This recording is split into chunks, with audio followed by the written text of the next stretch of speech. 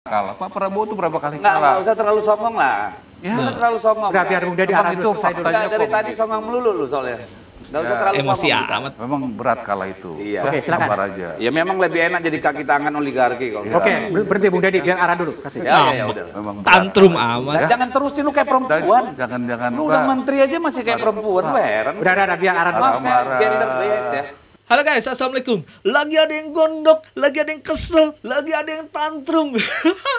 Karena apa? Karena kalah. Waduh, ampun PDIP nyungsep di pilkada kali ini guys, bener-bener nyungsep ya.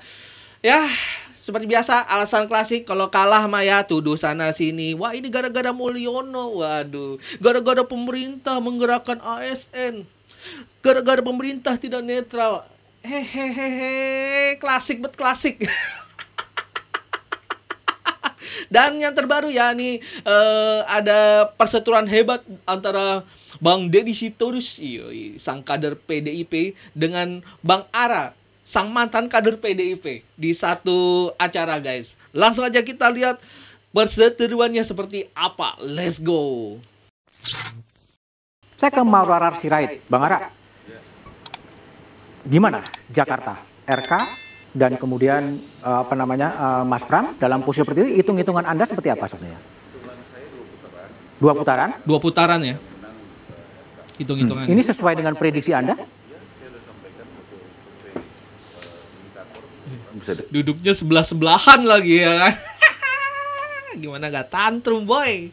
Ada juga kemungkinannya menurut saya 2 putaran dan nanti putaran kedua menangnya RK.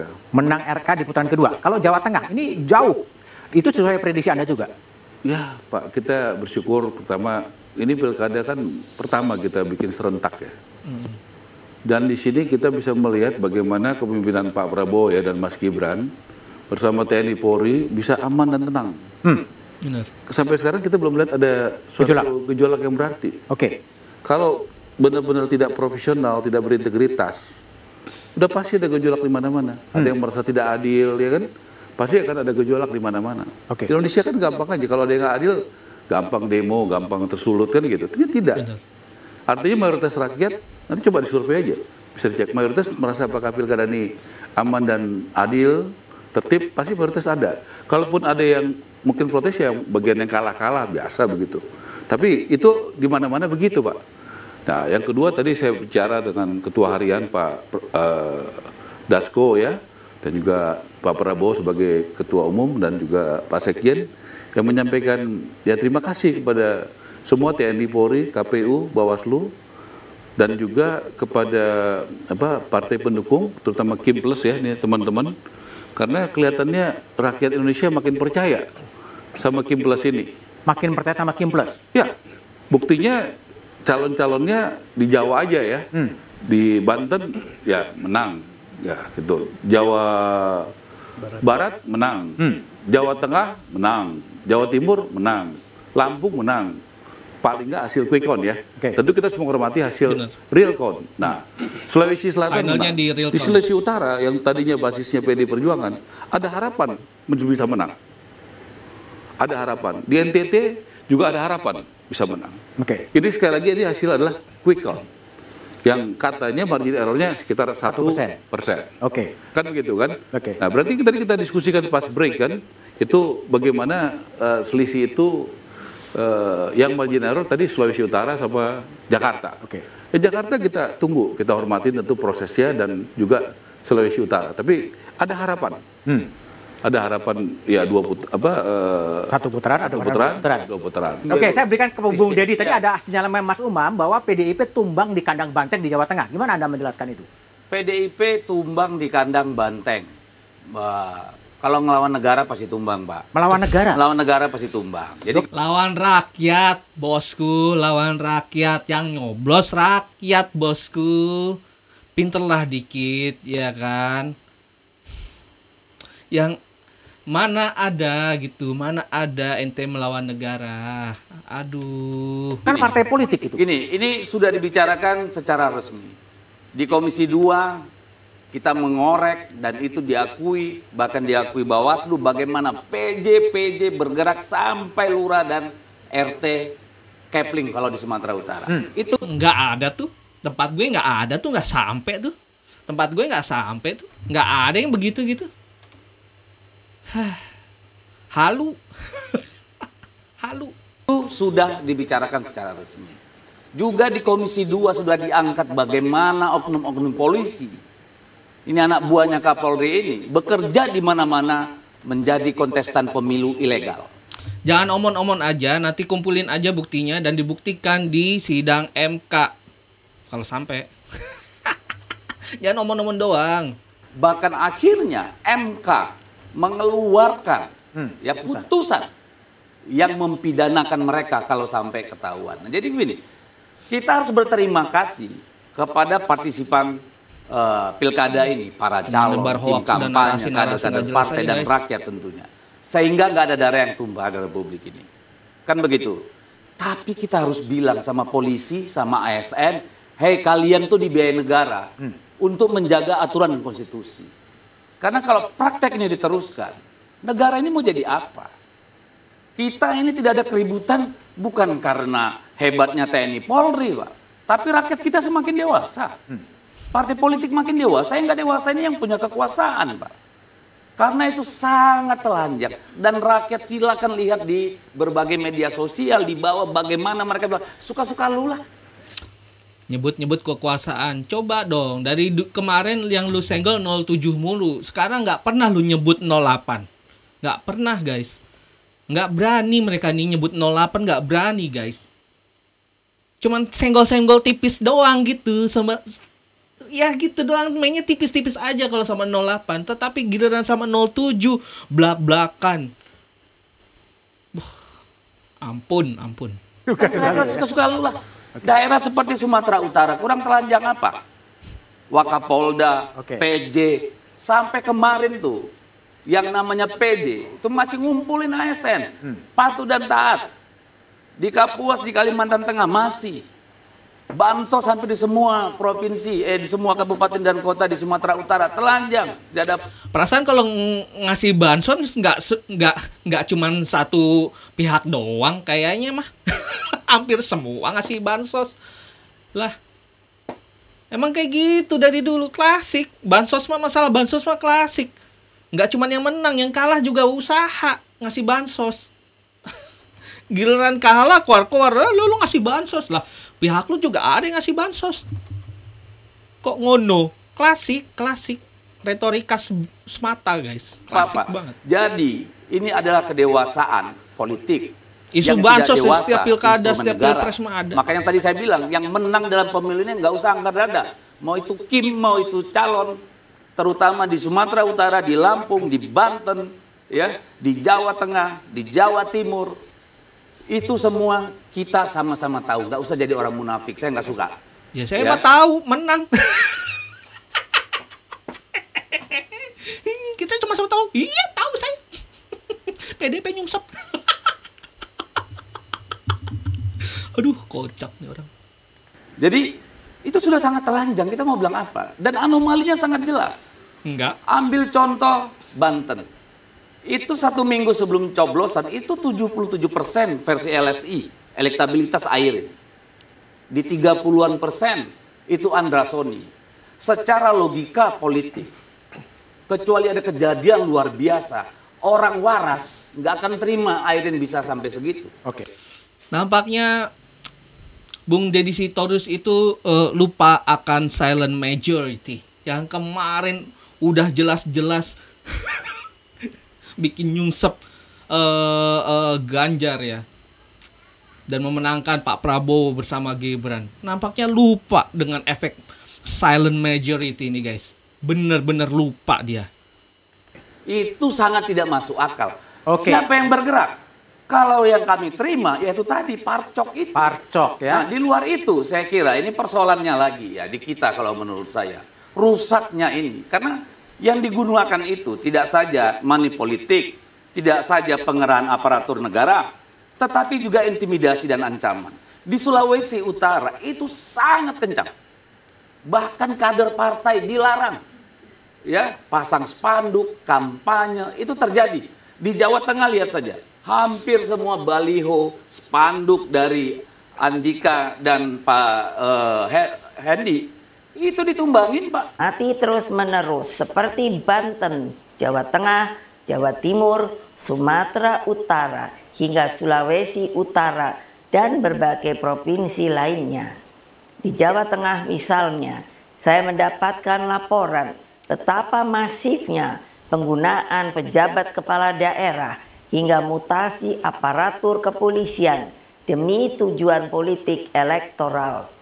Ini tidak boleh dibiarkan lagi. Apa yang terjadi saat ini sudah di luar batas-batas kepatutan etika, moral, dan hati nurani. Karena itulah kepada seluruh simpatisan, anggota, dan kader Partai Demokrasi Indonesia Perjuangan serta seluruh rakyat Indonesia, saya serukan terus-menerus, jangan pernah takut untuk menyuarakan kebenaran. PDI Perjuangan tidak akan pernah lelah berjuang bagi keadilan dan melawan berbagai bentuk intimidasi kekuasaan. Mereka tuh sadar apa enggak sih sebenarnya? Kita tuh udah lelah, udah jengah dengan praktek politik yang negatif kayak gini. Enggak sih kalian tuh? Belajar nggak sih gitu dari pengalaman sebelumnya gitu ya? Bagaimana politik identitas yang kami tidak sukai gitu ya? Alhasil apa? Kami ini para silent majority bergerak, guys, menghukum kalian.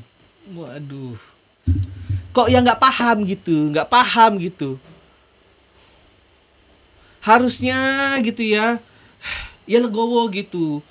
Karena apa? Suara rakyat adalah suara Tuhan. Udah menang masa mau dikalahin? Loh. Giliran kalah bilang curang. Giliran menang, hey, apa kabar? Kemarin 10 tahun dikasih menang. Itulah pernyataan Ketua Umum PDI Perjuangan Megawati Soekarno Putri setelah sejumlah lembaga survei merilis hasil quick count-nya. Demokrasi terancam mati, sudah berada di luar batas kepatutan. Bung Deddy, terus apa setelah Ketua Umum PDI Perjuangan mengatakan demokrasi terancam mati? Ya, kami harus menjaga yang namanya C1. Karena dengan quick count ini kan memungkinkan adanya suatu pembentukan opini yang akhirnya akan meruntuhkan moral force. Sehingga orang, udah kalah nih, udah tinggalin aja. C1 nggak dijaga, lalu besok di PPK mungkin tidak semangat gitu. Nah ini kalau terjadi di semua daerah kan beresiko. Padahal kan kita tahu bahwa hasil pemilu ini tidak ditentukan oleh quick count, tapi penghitungan manual berjenjang. Ya kan? Semua juga orang udah tahu, Pak Deddy. Pak Deddy, semua orang juga udah tahu gitu ya, quick count ini tidak menentukan apa-apa, cuman alat informasi teraktual gitu loh, supaya orang tahu, oh sekarang tuh yang lagi unggul siapa gitu. Kita juga tahu penetapan hasilnya itu berdasarkan form C1 yang nanti dihitung gitu sama KPU. Nah katanya kan ente tahu rakyat kita pinter, nggak bodoh gitu. Masa masih ngajarin kayak gitu aja, masih diungkit-ungkit. Kan jadi di seluruh tahapan itu kita harus fight. Capek deh. Ya, karena apalagi nanti penghitungan PPK itu sangat vital. Karena disitulah dimungkinkan kotak suara dibuka. Setelah itu hanya mungkin di Mahkamah Konstitusi. Dan itu sangat sulit, jarang terjadi gitu. Jadi kami tidak mau quick count ini kemudian melemahkan semangat kita, semangat perlawanan kita gitu. Karena lebih bagus perlawanan kita terhadap sikap ngawur dari instrumen-instrumen kekuasaan itu kita jadikan energi untuk tetap berjuang pada jalur demokrasi yang tersedia ya. Karena bagaimanapun ini tanggung jawab kita ke depan dan dari sini kita akan belajar banyak yang perlu diperbaiki. Bagaimana posisi Polri dalam konteks demokrasi? Apakah masih tetap di situ? Lalu bagaimana kita misalnya mengatur undang-undang pemilu ya serentak, apakah masih sekarang atau nanti misalnya gabung saja DPRD kabupaten provinsi dengan pilkada, itu masih banyak lagi, tapi pembelajaran banyak dari sini. Baik, Bung Ara, demokrasi terancam mati. Apakah Anda juga punya kesan yang sama?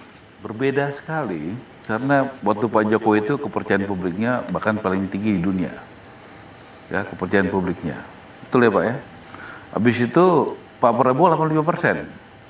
Lebih tinggi lagi Pak. Kalau rakyat Indonesia nggak percaya Pak, kalau hari ini ada yang nggak jujur, main ya, polisi juga kepercayaan publiknya tinggi Pak. Ya, kejaksaan juga meningkat. Nah, kalau polisi kita bisa Boleh gantian nggak? Ya, silakan biar arah. Ya, kalau kamu ngomong gantian. Ya, Robot kita aja. anak kecil, aku mau kasih tahu bahwa polisi beda. Oke, biar arah. Ya, silakan. Udah, silakan. Yang nyerobot ente, kenapa ente yang bilang kayak anak kecil? Ente yang gak ada kecil. Nyerobot orang ngomong, yang dari tadi udah dikasih bicara ente. Gantian. Silakan. Bukan kamu yang ngatur. Yuk, silakan. Ya, saya silakan. Bukan kamu yang ngatur. Di sini ada moderator. Lewat Silakan, moderator, silakan. silakan aja Ya, moderator. moderator yang ngatur bukan Yuk, kamu yang silakan. Makanya saya bilang lewat moderator ngatur. silakan. Udah gitu ya. Emang kalau kalah itu ikhlas saja. Enggak, Kalau kalah itu udah. memang Oke, udah, berat, silakan, arah. ya, gitu. Kalau belajar negarawan itu pernah menang, pernah kalah. Pak Prabowo itu berapa kali Enggak kalah? usah terlalu songong lah. Ya. Nggak usah terlalu songong. Udah, biar Bung Deddy arah Itu dulu. Selesai dulu. faktanya. Enggak, dari kok tadi begitu. songong melulu lu soalnya. Enggak usah terlalu Emosi songong. amat. Memang berat kalah itu. Iya. Oke, silakan. Sabar aja. Ya memang lebih enak jadi kaki tangan oligarki kalau. Oke, berhenti Bung Deddy, biar arah dulu. Kasih. Ya, udah. Memang berat. Tantrum amat. Ya. Jangan terusin lu kayak perempuan. Jangan Lu udah menteri aja masih kayak perempuan, lu heran. Udah, biar arah dulu. Maaf saya gender base ya. Gak apa-apa. Tapi kayak anak kecil. Kok lu Oke, silakan. malah genderism lu? Hah? Yang kayak anak kecil siapa? Lah dari tadi dia ngobrol nggak dipotong-potong. Dia ngomong nggak dipotong-potong. Kenapa giliran Bang Ara yang ngomong dipotong? Kan ada waktunya gitu. Katanya cerdas. Bung Ara, Bang, tadi demokrasi terus, terancam lu mati masih tadi. mancing nggak aja. kelas gitu ya. Ya nggak kelas tapi lu pancing terus. Udah, Bung Ara. Senyumin aja, Bang Ara. Nggak kelas tuh lu ngomong aja. Kenapa kepancing? Silakan. Kalau memang bagus kenapa kepancing? Ya kan? Berarti nggak kelas kan? Jadi kalau Pak Prabowo itu kepercayaan publiknya tinggi, ya kan? Ya sudah, terima itu. Ya, sekarang Pak Prabowo, Pak Jokowi itu rukun. Rukun. Ada yang nggak suka rukun. Ada yang mau memisahkan, ada. Nggak happy kalau Jokowi Prabowo itu rukun. Iya. Tapi Pak Prabowo bilang sama saya sama Pak Jokowi juga satu matahari, Mas Ara. Matahari aja Prabowo. Begitu. Jadi kalau melihat kepercayaan publik tinggi begini Pak, ya, dan makin meningkat Pak, dan aman, pilkada aman. Kalau nggak aman nggak mungkin begini Pak. Oke. Ya, kalau nggak jujur nggak mungkin begini Pak. Kalau nggak adil nggak mungkin begini Pak. Kita di Jakarta sementara ini di bawah kok, terima kok. Kalau Mana-mana kalah aja. terima kok. Apa kami demo-demo marah-marah? Enggak. Pak Prabowo bilang kita terima. Kalau memang kita kalah di Jakarta, kita terima. Nah, Begitu. Oke. Jadi nggak cari-cari alasan. Ya memang di Jakarta situasinya begitu. Kalau 2 putaran kita kerja lagi. Jadi saya sampaikan ya, kepemimpinan Pak Prabowo itu menjaga kesulitan dengan rakyat, TNI, Polri, dan masyarakat. Nggak bisa kalau cuma dengan katakanlah elit TNI. Bagus TNI kita, menurut saya independen. Betul-betul dia profesional. Oke. Polisi kita juga begitu. Itu kita bisa rasakan. Oke. Kalau misalnya nggak di Jakarta kan semua tadi sepakat independensinya tinggi, ya. Kalau ada ketidakadilan di Jakarta, semua orang udah bicara. Udah teriak ya. Udah apa? bener. Udah teriak. Kompas paling duluan lah. Oke, baik. Kompas kan kalau ada apa-apa, Oke, sebentar. Kompas ke Edi dulu ya. Bentar, Kompas juga paling Masih jawab dulu. paling duluan tinggi kan gitu. Ya, yang namanya kontestasi politik itu pasti ada yang menang, ada yang kalah gitu ya. Ada yang 1 putaran, ada yang 2 putaran. Jadi kita terima, kita legowo, biar damai aja gitu. Chill aja, chill man. Biasa aja gitu, biasa. Dulu juga pernah ngerasain menang, dan sekarang dikasih kalah ya udah legowo gitu ya. Yaudah, nanti ketemu lagi di konten-konten gue berikutnya. Bye guys, assalamualaikum, peace.